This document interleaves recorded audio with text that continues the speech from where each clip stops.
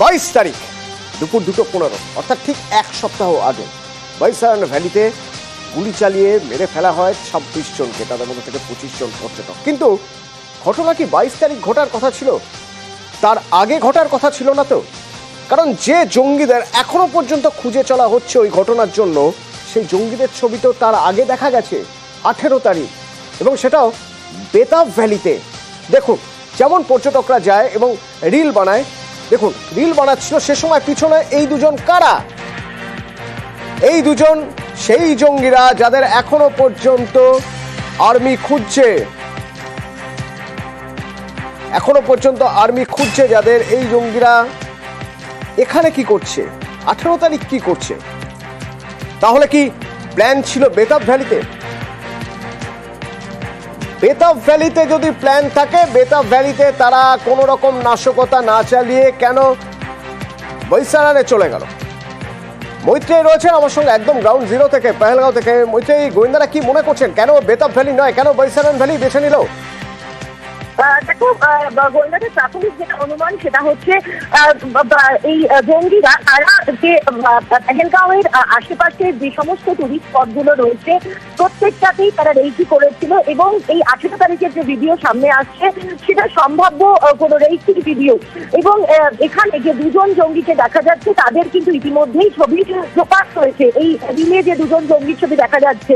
এবং যেটা মনে করছেন গোয়েন্দারা যে এই জঙ্গিরা তারা বিভিন্ন যে টুরিস্ট স্পট রয়েছে সেখানে রেকি করেছিল, এবং রেকি করার পর তারা চূড়ান্ত সিদ্ধান্ত নিয়েছিল যে কোথায় মানুষের ভিড় সব থেকে বেশি হচ্ছে, কোথায় আঘাত হানলে সব থেকে বেশি ক্ষয়ক্ষতি করার সম্ভাবনা রয়েছে, সেই বিষয়টা তারা অ্যাসেস করে। এবং সেই মৈত্রেয়ীর সঙ্গে থাকো, সেজন্য বেতাব ভ্যালি নয়, এই আসিফ ফৌজি আর তার শাগরেদরা বেছে নেয় বৈসারান ভ্যালি। কিন্তু বৈসারান ভ্যালিতে অ্যাটাক হলো 22 তারিখ। 22 তারিখে কি অ্যাটাক হওয়ার কথা ছিল?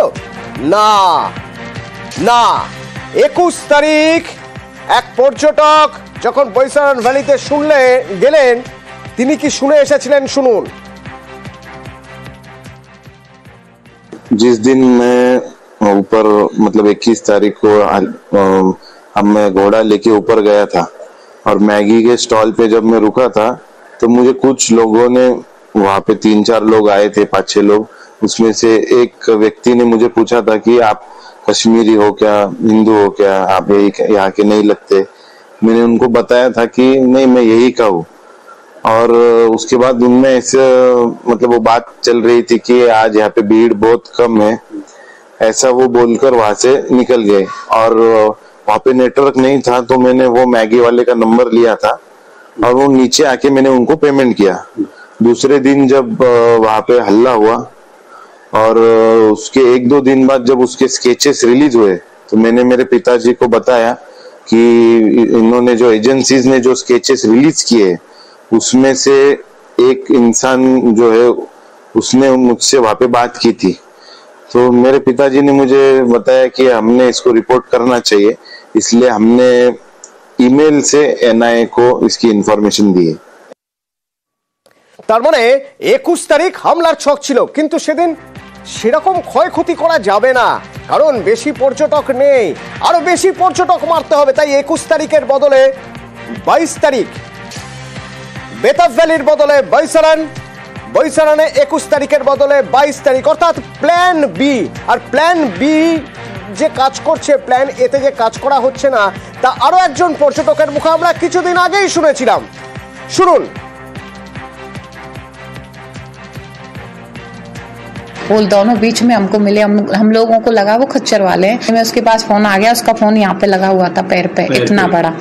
हाँ, वो फोन से बात करता है, फोन लिया है ऐसे, फोन से बात करता है हेलो, तो फिर वो बात ही कर रहा है, बोलता है 35 वो ब्रेक फेल नहीं हो पाया, वो प्लान बी 35 बंदूकें मैं भिजवा दिया हूँ घाटी और बॉक्स पूरा भेज दिया हूँ, ऐसे करके। तो और ज्यादा डाउट हुआ हम लोगों को। প্ল্যান এ সফল হবে না, তাই প্ল্যান বি। 18 তারিখ থেকে 22 তারিখ। মৈত্রেয়ী রয়েছে আমার সঙ্গে ফোনে পেহেলগাঁও থেকে। মৈত্রেয়ী, 18, 19, 20, 21, 22 এতগুলো দিন ওই এলাকাতেই জঙ্গিরা রয়ে গেল। বারবার পর্যটকরা কখনো তাদের দেখছেন, পর্যটকদের ভিডিওর পিছনে ধরা পড়ে যাচ্ছেন। নিরাপত্তার গাফিলতির প্রশ্ন প্রথম থেকেই আসছিল, কিন্তু এবার প্রশ্ন আসছে যে এই কদিনেও চিহ্নিত করা গেল না যে এরা লোকাল নয়, এরা এলাকার কেউ নয়, এবং লোকাল ইন্টেলিজেন্স পুরোপুরি ফেল করলো, যে কেউ খবরও দিল না যে বাইরে থেকে কয়েকজন এসে এখানে কথা বলছেন, পর্যটকদের কাছে জানতে চাইছেন, তাদের ধর্ম জানতে চাইছেন। একেবারেই দেখো, এই প্রশ্নটাই কিন্তু বারবার করে উঠে আসছে যে লোকাল ইন্টেলিজেন্স কি করছিল। গতকাল আমরা নিউজ 18 বাংলা এক্সক্লুসিভ ইন্টারভিউ করেছিলাম এক পণ্ডিত সমাজের এক অন্যতম ব্যক্তির সঙ্গে। তিনিও কিন্তু এই প্রশ্ন করেছিলেন। তিনি তার গত 35 বছরের অভিজ্ঞতা থেকে বলছিলেন যে এই ধরনের ঘটনা যখন হয় তখন তার একটা আভাস আগে থেকে পাওয়া যায়। আরো বড় প্রশ্ন হচ্ছে যে এই জঙ্গিরা তারা এলাকায় এসেছে, তারা এলাকায় ঘুরছে, এবং যারা টুরিস্ট যারা তাদের পক্ষে বোঝানো হয় সম্ভব নয়। কিন্তু যে বিভিন্ন এই পর্যটন ব্যবস্থার সঙ্গে যুক্ত যারা কর্মীরা রয়েছেন, যারা পনির ড্রাইভাররা রয়েছেন বা যারা এটিভি চালকরা রয়েছে, তারা কেন বুঝতে পারলেন না যে এই মুখগুলো পরিচিত মুখ নয়, এরা বাইরে থেকে আসছে এবং এরা ঘুরে বেড়াচ্ছে এবং এরা আমাদের মধ্যে মিশে ঘুরে বেড়াচ্ছে। যদি তারা বুঝতে পেরেছিলেন তাহলে তারা কেন? মৈত্রী, এইখান থেকেই প্রশ্ন উঠছে। ধন্যবাদ মৈত্রী। এইখান থেকেই প্রশ্ন উঠছে যে লোকাল ট্যুরিস্ট গাইড যারা রয়েছেন, যারা দোকান দিচ্ছিলেন ওখানে, যারা খচ্চরের সহিত ছিলেন, তাদের মধ্যে থেকে কেউ কেউ এর সঙ্গে কি কোনোভাবে কানেক্টেড, কোনোভাবে জড়িত এই নাশকতার সঙ্গে? কেন বলছি তার কারণ এবার আপনাদের আরেকটা ভিডিও দেখাবো। জিপ লাইনারে করে যাচ্ছেন, আরেকটা ভিডিও দেখাই আপনাদের। দেখুন, ইনি হচ্ছেন ঋষি ভাট। ঋষি ভাট জিপ লাইনার, তিনি পয়সা দিয়েছেন। জিপ লাইনার অপারেটরকে পাশে দেখতে পাচ্ছেন, পাশে দেখছেন জিপ লাইনার অপারেটরকে।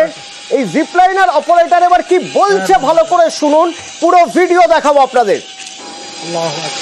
अल्लाह अकबर, अल्लाह अकबर, अल्लाह अकबर, अल्लाह अकबर, अल्लाह अकबर। बैठो, पैर लंबा करो। अकबर, अल्लाह अकबर, अल्लाह अकबर। बैठो। জিপ লাইন অপারেটর যখন মোজাম্মেল জিপ লাইন অপারেটর তাকে ছেড়ে দিচ্ছেন, ঋষি ভাট এবার বেরিয়ে যাচ্ছেন। দেখুন সেই ভিডিওটা, তখনও কিন্তু গুলির শব্দ শোনা যাচ্ছে। पैर लंबा करो।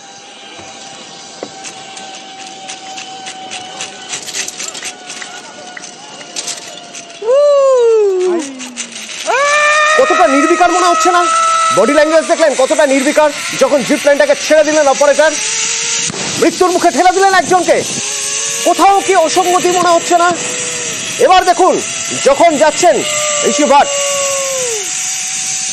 আশপাশে দেখতে পাচ্ছেন তখন নিচে হত্যালীলা চলছে। আসলে গুলির শব্দ আমরা এখন শুনতে পাচ্ছি, কিন্তু জিপ লাইনের আওয়াজ আর হাওয়ায় তখন কিন্তু ঋষি ভাট শুনতে পাননি, বুঝতে পারেননি। তার মুখের অভিব্যক্তিতে বোঝা যাচ্ছে তিনি শুধু এনজয় করছেন তখন। কিন্তু তার পাশেই দেখুন পিছনে নিচে ছিটকে পড়ছেন গুলিতে পর্যটকরা। তখন ঋষি ভাট বুঝতে পারেননি। পরে যতবার দেখেছেন তিনি নিজেই হয়তো আটকে উঠেছেন যে হাসি মুখে তিনি ভিডিও করছিলেন, তার পিছনে এরকম নারকীয় হত্যালীলা ঘটে গেল। এবার আবার দেখুন এই মোজাম্মেলকে এনআইএ ডিটেন করেছে। মোজাম্মেলের কাছে জানতে চাইছে যে এই সময় এই ধর্মীয় স্লোগান তারপরেই গুলি চলতে শুরু করলো, এটার মধ্যে কোনো যোগাযোগ আছে কিনা। মোজাম্মেল নিজে দেখতে পাচ্ছিলেন না, গুলির শব্দ শুনতে পাচ্ছিলেন না, তিনি কিছু বুঝতে পারছিলেন না। তাকে জিজ্ঞাসাবাদ করছেন। মোজাম্মেলের বাবার বক্তব্য আমাদের কাছে আছে, একবার শোনাবো। बच्चे ने बोला, लड़की ने बोला, वो उसने पुलिस ने लिया है, बस इतना ही। हमने देखा ही नहीं। कल मुजम्मिल घर पे था? हाँ, क्यों नहीं था? वो साहब वो बहुत डर गया, उसको वो रोने लगा है उस टाइम। उसने बोला कुछ मत बोलो ये हमको। 22 तारीख को घर पे आया आपने, तो उसने क्या बताया? जैसे वहाँ पर लाशें बिछी हुई थी, 22 लोगों यही बोलता है की मौत। हाँ, वो डर गया, वो चला गया है नीचे। वीडियो में दिखाई दे रहा है कि आपका बेटा जैसे ही यात्री को आगे करता है वो अल्लाह अकबर बोलता है। हाँ हाँ। तो इसको लेकर के भी तमाम लोग कह रहे हैं कि मुजम्मिल आगे जब ढकेल रहा था यात्री को तो अल्लाह अकबर बोल रहा है। वो देखो, हम जब तूफान भी आता है हम अल्लाह अकबर बोलता है साहब। अगर कोई भी आता है तूफान अल्लाह अकबर करता है, वही काम करता है बस। जिप लाइन के साथ मुजम्मिल के पीछे भी एक लड़का खड़ा है, क्या आप इसको जानते हैं? नाम क्या है? ये भी शायद मुजम्मिल के साथ ही काम करता है। होएगा मगर लेकिन वहाँ पर 10-20 आदमी शायद वो भी काम क्या कहकर लेकर गई? उसने बोला ये मुजम्मिल कहाँ है, हम वहाँ पर ले जाएगा इसको पुलिस में, वो बताएगा वहाँ पर क्या किया, वहाँ पर क्या हो गया। अल्लाह अकबर, अल्लाह अकबर। बैठो, पैर लंबा करो। আর এরই মাঝে আরো একটা অ্যাটাক পাকিস্তানে, কিন্তু সেই অ্যাটাক ভারতীয় গোয়েন্দারা রুখে দিয়েছেন। সাইবার অ্যাটাক জাতীয় সুরক্ষার ওয়েবসাইটে, ন্যাশনাল সিকিউরিটির ওয়েবসাইট হ্যাক করার চেষ্টা হয়েছিল, যে হ্যাক করার চেষ্টা আটকে দেওয়া হয়েছে। ম্যালওয়্যার ঢুকিয়ে ওয়েবসাইট হ্যাকের চেষ্টা হয়েছিল, কিন্তু 4 লেয়ার সিকিউরিটি, 4টি ধাপে সিকিউরিটি থাকতে, সুরক্ষা থাকায় এই হামলার ছক বানচাল হয়ে গেল।